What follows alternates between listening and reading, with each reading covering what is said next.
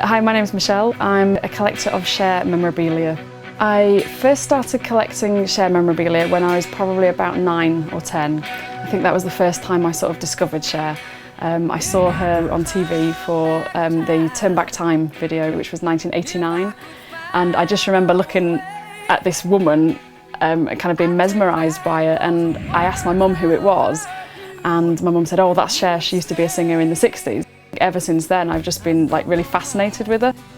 This is my miniature Cher shrine that I have in one room in the house. Unfortunately, because I have so much stuff, I'm not allowed to spread it around the house as I probably would if I lived on my own. But hey, so this is my my mini Cher shrine, museum if you like. This doll is the most valuable piece in my collection. This is the doll that I paid about £500 for, which is a lot of money. I've seen it going for a lot more on the internet. There's only 1,000 of them made in the world, so it's pretty rare to actually get hold of this piece. It's never been removed from the box because obviously it's very rare. I did take the lid off once, but that was about it. I think I first realised that I had become a collector of Cher Memorabilia probably sort of in my mid-teens. I'd made a point of collecting all the CDs that I could first. I then started to try and collect as many of her albums as I could. And then I went on to books, so I started to read about her and find out about her and collect books about her. It's just carried on to then pictures and articles and magazines and albums then as I got a bit older, and I started collecting rare albums, and it just kind of snowballed from there really.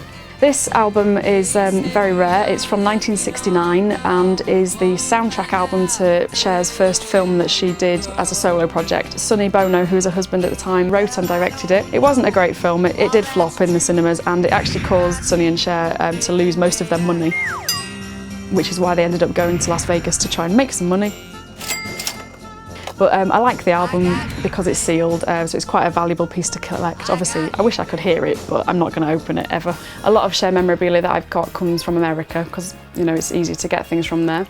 So when I've found a specific thing that I'm looking for, you know, I'm on the internet a lot looking, making sure that I win the eBay auction, and when I get it, it's a brilliant feeling because it's like, yes, I've something to add to my collection. It's like a missing piece of the jigsaw. Oh, there's a doll, look.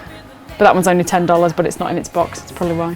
This book was the first piece that I collected really, and I read it cover to cover several times. The funny story about this is that I was once in trouble at school, and my teacher gave myself and a group of other kids lines to do, and he said we had to go to the library, pick a book and write out of it for like the entire lunchtime.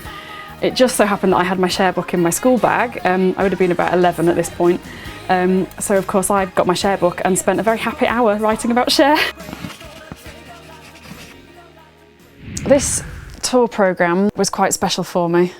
It arrived as a total surprise in the post. I got downstairs, found this enormous envelope that said tour programme $50, and I was like, oh my god, I didn't bid on anything, I haven't spent $50, what is it? When I opened it up, it had this inside, which I don't know if you can see it, but it's actually signed. It says Believe and then Love Cher 03, and there's a letter inside it, and I'd won it from the fan club, just like a pure random win, but it was like a bit of a sign for me because that was the year I spent sort of praying that she would eventually come to England, and then this suddenly landed on my doorstep with the word Believe on it, and I was like, oh my god, it's a sign! I've seen Cher in concert 4 times. The first was in 1999 at Manchester. I was a student at the time and my dad came with me, bless him.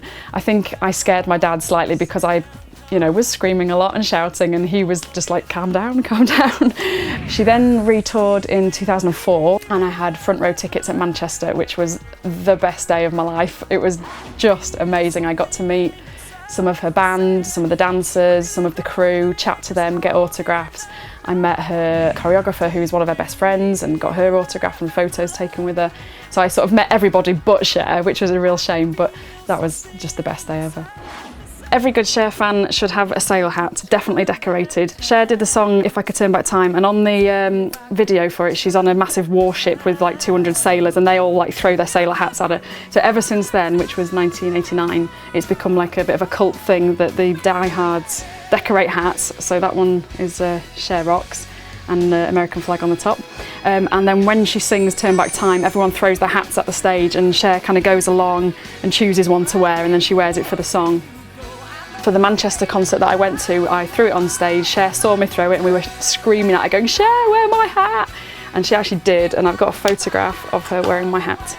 It's a bit grainy, but that's the hat that we decorated. It had "Follow this" written on it, which is one of the Cher quotes.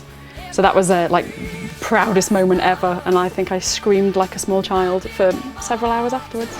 My family and friends think I'm crazy for loving Cher. People always make jokes about the plastic surgery, which used to make me really angry because I really defend her and say she hasn't had that much plastic surgery. You know, I just have to sort of get over it now and just accept the jokes and not get angry by it. It's not a problem, it doesn't matter. I also have a Cher tattoo, which people think is also crazy. My mum went mad when she saw it, but you know, I love it and it's part of me now, so. This is one of the oldest Cher dolls that you can collect. They were made in 1976. There's a Cher one, there's also a Sunny one at the back there. I actually went travelling in America and I found this in a shop window in Hollywood, so it was just like kind of moment. Walked past and saw it and I was like, I have to buy this. I don't care if we're backpacking, I'm going to buy it anyway. I carried it around for about 3 weeks and my friend who I was travelling with at the time basically forced me to post it home rather than carrying it around for the next 6 weeks. I was quite nervous. I had to ring my mum from wherever we were in Yosemite Park and just go like, "Mum, I'm posting a Cher doll home to you." I think she was a little bit freaked out by that, but this is the one it was, and it cost me about $100, which was about £80 at the time. The day I met Cher was a very cold, wintry December day. At Christmas we went down to London and got a big group of us together for the premiere of Cher's film Burlesque. We'd been stood outside all day from 8:30 in the morning in London, and because we were there in our Cher hats and t-shirts and with all our banners, they came and filmed us, and so we were on the news, we were on, you know, different magazines, we were in different newspapers. Eventually her bodyguard brought her over to us, and it was kind of like a really surreal moment for me. All the sound just kind of disappeared, I couldn't hear anybody screaming. And I was just building myself up going, oh my God, she's right next to me, she's there, oh my God. So I was like, I'm shaking now thinking about it.